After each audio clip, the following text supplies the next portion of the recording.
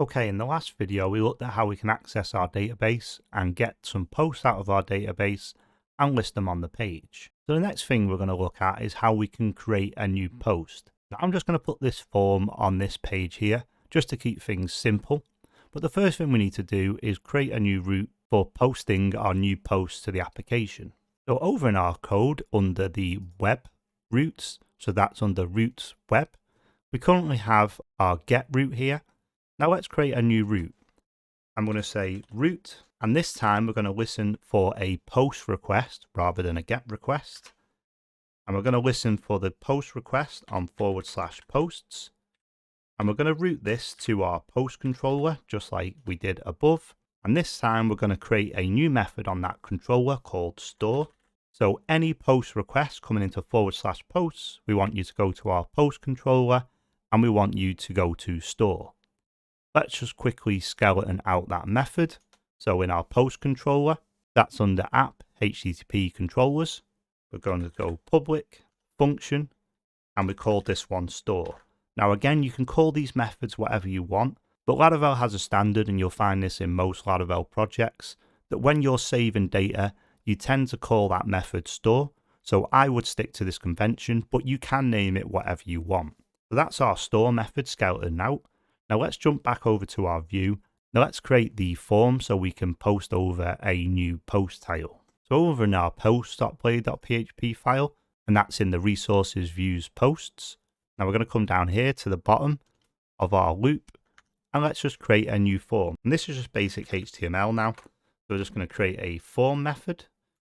And the action for this form, where this form is going to send a request to, we need it to send to our new post route. And there is a helper in PHP Artisan to show you your routes. So let's just take a quick look at that. So over in our command line, I'm just going to clear this, and I'm going to say PHP Artisan route : list. And this lists out our routes. And you can see here, these are the two that we've created. So we got our get to just show the index page. And we also have our post route to post to the post controller and store. So that's the one we're going to be using for this. So inside of here, where do we want to go to? We want to go to /posts. Now there is another method here where we can use a route helper. I will come back and cover that, but for now we're just going to hard code this. And then the method for this is going to be post. Now remember, in our web routes file, we're listening for a post. Now inside of this form, we can just build out our form, but there's one more important step we need to add, and that is another blade directive. So let's add that in. So it's at CSRF, called cross-site request forgery. Now this is a security concern in any web application. Now you want to make sure that your request is coming from your application and not somewhere else, which could be a security concern if someone spoofs your website. So all you need to know for this, because I'm not going to go into too much detail, is Laravel applies a middleware. Now, I'm not covering middlewares in this introduction course, but basically a middleware runs either at the start of a request or at the end of a request. And Laravel has the CSRF built in. So on every request, that middleware will run and check this CSRF token. And I'll show you this in the source code.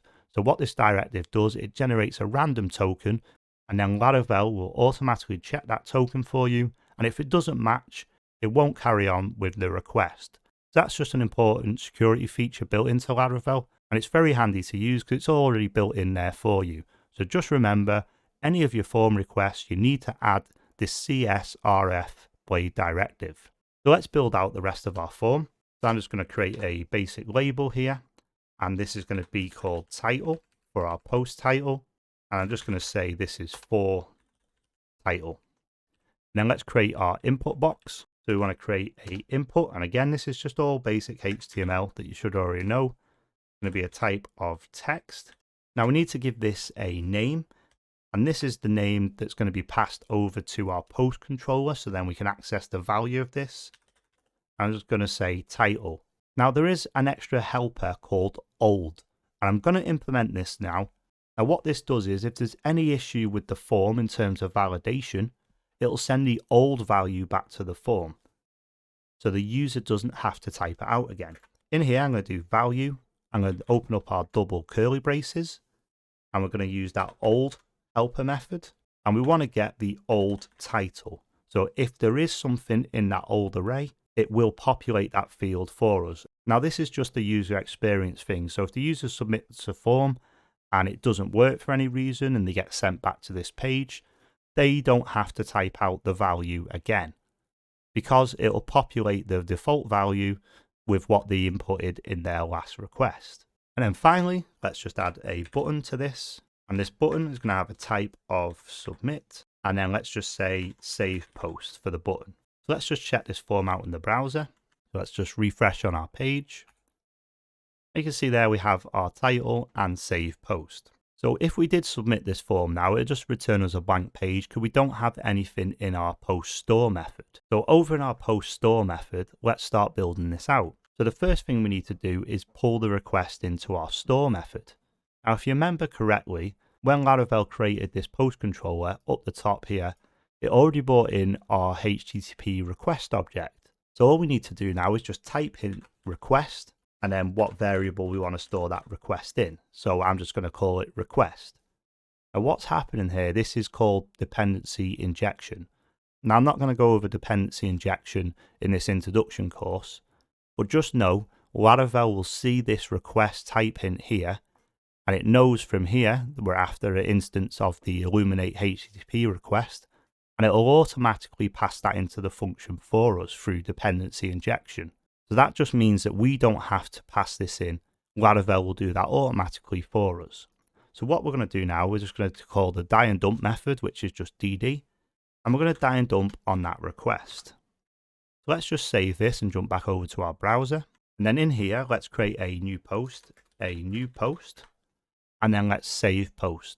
And you can see here now we've die and dumped out on this request object, which is the Illuminate HTTP request object.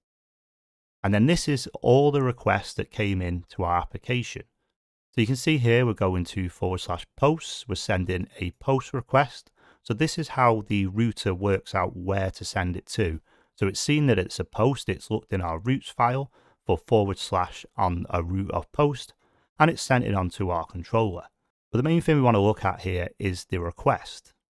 So inside of the request, we have a parameters, and inside of the parameters, we have our title, and that is a new post, is what we typed into the form input box.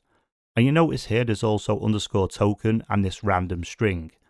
And that is the CSRF token that I was telling you about. We don't need to worry about this. Laravel validates all that for us, so we don't need to worry about it. But just know it's there if you ever need access to it for any reason. So let's jump back over to our post controller. And then inside of here, let's just get rid of this die and dump. Now we know we have access to the request and the columns within it. And the first thing we've got to do is grab that title out of the request. So I'm going to create a new variable called title. And we're going to equal to the request. And then there's a method on the request object called input. So we can get the input and what is the name of the input. And it was title. Now this relates to the name field on the form. So if you go over to post.blade, remember on the input, we give this a name of title.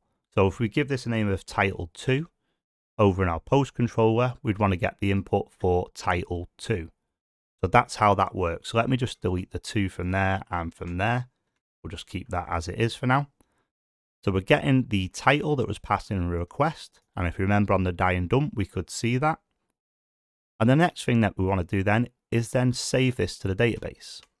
So we can call our DB facade again. And here we're using the query builder rather than Eloquent. What table do we want to save on? We want to save on our post table. And then we want to do an insert. And then we need to just tell it what we want to insert. And this takes in an array. And inside the array, what column do we want to save on? We want to save on our title column. And we want to save the data that we got in our title variable from our request input. And then that'll save it into the database. Then we want to probably return the user back to the same page. So what we can do then, and we want to return a redirect. And again, this is a helper within Laravel. And we want to redirect back. And again, this is another helper method. So we want to redirect back to where we came from.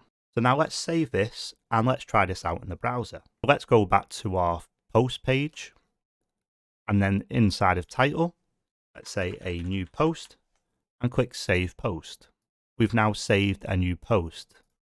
Let's say another post and save, and you can see there now that has saved. Go over to our database. If we just give this a refresh, we can see we have our new post and another post saved in there. So at the moment with this code, a user could input anything into that title string. So in the next video, let's look at how we can add some validation to this input, and we can validate the user's input before we save it to the database. So don't forget to like this video if you're enjoying the series. Also hit the subscribe button. All the code is available to download on my website, penguindigital.co.uk. Links for that are in the description.